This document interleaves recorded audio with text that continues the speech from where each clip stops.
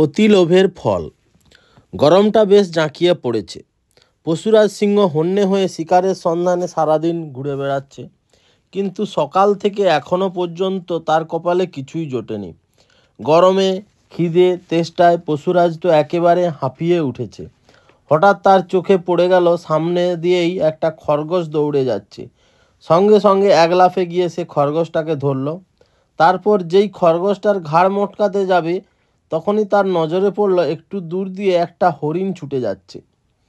হরিণটাকে দেখা মাত্র সিংহটা ভাবল, আরে, এই তো আমার উপযুক্ত খাবার এসে হাজির হয়েছে।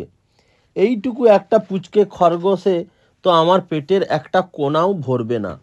এই হরিণটাকে শিকার করলে আমার 2-3টে দিন বেশ ভালোভাবেই চলে যাবে। যাই, ওটাকে ধরি গিয়ে। খরগোশকে ছেড়ে দিয়ে সিংহ তো দৌড়লো হরিণটার পেছনে। এদিকে হরিণটা তো সিংহকে আগেই দেখতে পেয়েছিল। সে বুঝতে পেরে গিয়েছিল সিংহ এবার নিশ্চয়ই তাকে ধরতে আসবে, তাই সে প্রাণপণে ছুট লাগালো।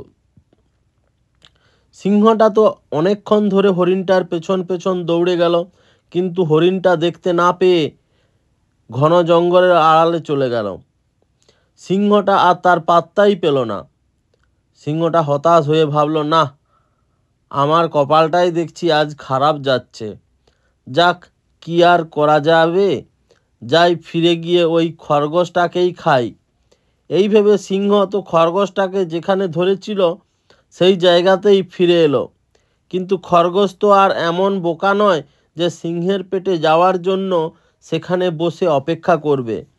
সে সিংহের থাবা থেকে ছাড়া পাওয়ার সঙ্গে সঙ্গে সেখান থেকে পালিয়ে গেছে।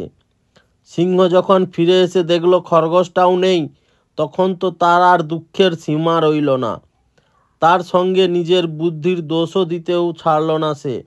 মনে মনে বলল, এটাই আমার বোকামির পাওনা ছিল।